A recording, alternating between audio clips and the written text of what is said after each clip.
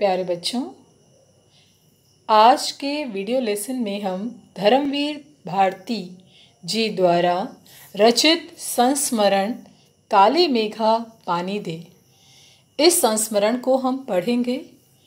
देखते हैं इस संस्मरण के माध्यम से भारती जी ने अपने पाठक वर्ग को क्या समझाने का या क्या बताने का प्रयास किया है, क्योंकि हर पाठ, हर कविता हमें कुछ न कुछ सिखाती ही चलती है।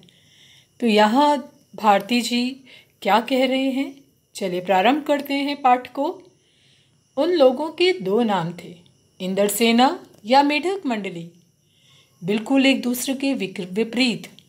जो लोग उनके नग्न स्वरूप, शरीर, उनकी उछल कूद, उनके शोर शराबे और उनके कारण गली में होने वाले कीचड़ कांदों से चिढ़ते थे, वे उन्हें कहते थे मेढक मंडली।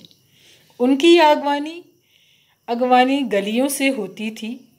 वे होते थे 10-12 बरस से 16-18 बरस के लड़के, सांवला, नंगा बदन, सिर्फ एक जांघिया या कभी कभी सिर्फ लंगोटी, एक जगह इकट्ठे होते थे। पहला जयकारा लगता था, बोल गंगा मैया की जय। जयकारा सुनते ही लोग सावधान हो जाते थे। स्त्रियां और लड़कियां छज्जे बारजे से झांकने लगती थीं और यह विचित्र नंग धड़ंग टोली उछलती कूदती संवत पुकार लगाती थी, काले मेघा पानी दे, गगरी फूटी बैल पियासा, पानी दे गुड़धानी दे, काले मेघा पानी दे।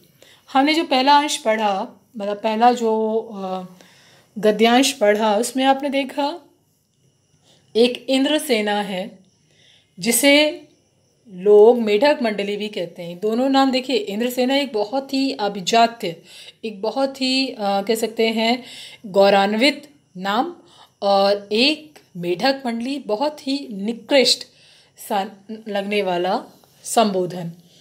अब यहाँ उसे लेखक ने, भारती जी ने व्याख्यायित भी किया। उन्होंने बताया कि जो लोग उनको सम्मान की नज़र से देखते थे वह इंद्रसेना कहते थे, लेकिन जो उनसे चिढ़ते थे, उन्हें अच्छा नहीं मानते थे, वो मेढक मंडली कहा करते थे।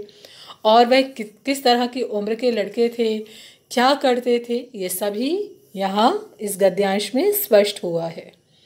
उछलते कूदते एक दूसरे को धकियाते ये लोग गली में किसी दुमहले मकान के सामने रुक जाते। पानी दे मैया, इंद्रसेना आई है।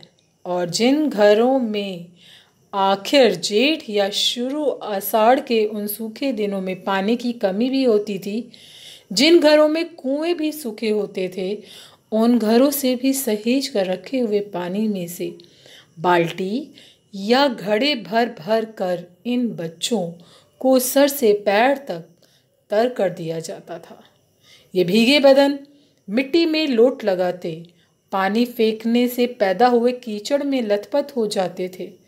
हाथ, पांव, बदन, मुंह, पेट सब पर गंदा कीचड़ मलकर फिर हाँक लगाते, बोल गंगा मैया की जय।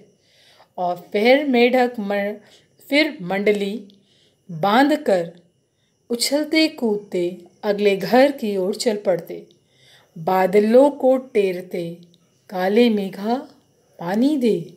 वे सचमुच ऐसे दिन होते थे जब गली मोहल्ला, गांव, शहर, हर जगह लोग गर्मी से भुन भुन कर त्राहिमाम कर रहे होते थे।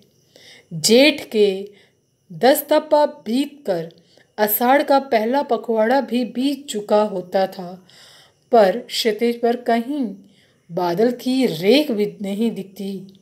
कुएं सूखने लगते, नलों में एक तो बहुत कम पानी आता, और आता भी तो आधी रात को भी, मानो खौलता हुआ पानी हो। शहर की तुलना में गांव में और भी हालत खराब होती थी।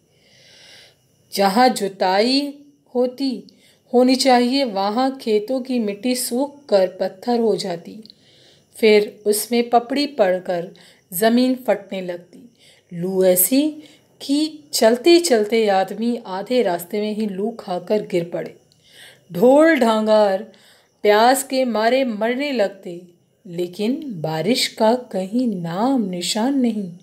ऐसे में पूजा पाठ कथा विधान सब करके लोग जब हार जाते, तब अंतिम उपाय के रूप में निकलती यह इंद्र सेना। वर्षा के बादलों के स्वामी हैं इंद्र, और इंद्र की सेना टोली बांधकर कीचड़ में लथपथ निकलती, पुकारते हुए मेघों को, पानी मांगते हुए प्यासे गलों और सूखे खेतों के लिए पानी की आशा पर जैसे सारा जीवन आकर टिक गया हो। रहीम जीवी ने कहा है, रहीमन पानी राखिए बिन पानी सब सून, पानी गए न उभरे मुक्ता मानस चून। पानी के अभाव में कुछ भी जीवन नीरस हो जाता है, क्योंकि हर काम तो हमारा पानी से ही चलता है। पानी मतलब तरावट, पानी मतलब जीवन। पानी नहीं तो कुछ भी नहीं। बस एक बात मेरी समझ में नहीं आती, यहाँ लेखक क्या कहते हैं, उनकी समझ में क्या बात नहीं आती थी कि जब चारों ओर पानी की इतनी कमी है तो लोग घर में इतनी कठिनाई से इकट्ठा करके रखे हुए पानी को बाल्टी भर भर कर इन पर क्यों फेंक देते हैं। कैसी निर्मम बर्बादी है पानी की। देखिए क्या कहा इस गद्यांश में, जब वे बच्चे जो हैं पानी मांगते, पानी मिल जाता तो उसी में लोट पोट होते, कीचड़ विचड़ पूरे अपने शरीर में लगाते, इसी लोग ने मेढक मंडली भी कहते थे। गांव मोहल्ले हर जगह कहीं पानी होता नहीं था, क्योंकि जेठ बीता है, सबसे गर्म महीना, उसके बाद आषाढ़ का भी एक पखवाड़ा मतलब 15 दिन बीत जाने तक भी बारिश अगर नहीं आती तो घर में बहुत ही तंगी हो जाती है पानी की। और उस तंग हालत में भी लोग जो थोड़ा बहुत पानी सहेज के रखा है उसमें से भी मटके भर भर के या बाल्टियां भर भर के उन इंद्र सेना पर डालते। क्यों? एक विश्वास कि जब ये इंद्र सेना प्रसन्न होगी तो इंद्र भगवान स्वयं प्रसन्न हो उठेंगे और वर्षा करेंगे, क्योंकि वर्षा के देवता कौन है? इंद्रदेव। ठीक है, तो वो क्या कहते हैं, बहुत बुरी हालत थी। मतलब शहरों में तो तब भी थोड़ा बहुत पानी आ जाता था, पानी रहता नहीं था, और जब आता भी था आधी रात में तो खौलता हुआ पानी, क्योंकि कितनी तेज़ गर्मी होती है। तो वो कहते हैं कि गांव में तो और भी बुरी हालत, क्योंकि गांव तो पूरी तरह से खेती किस पर निर्भर करती है? वर्षा पर। आषाढ़ सबसे महत्वपूर्ण महीना माना जाता है, क्योंकि इस समय धान की रोपाई शुरू होती है, और इतना टाइम बीत जाने पर भी अगर बारिश नहीं होती तो क्या होता है, गांव में जहाँ नमी होनी चाहिए थी मिट्टी में, अब वो सूख कर पत्थर हो गई है, दरारें पड़ चुकी हैं, किसान परेशान हैं। और लेखक कहते हैं कि मुझे ये समझ नहीं आता, जब पानी नहीं है तो इस तरह से पानी की निर्मम बर्बादी क्यों इन मेढक मंडली पर पानी फेंका जाता है। इसे हमें बचा कर रखना चाहिए। ठीक है बेटा, आज के अंश में इतना ही।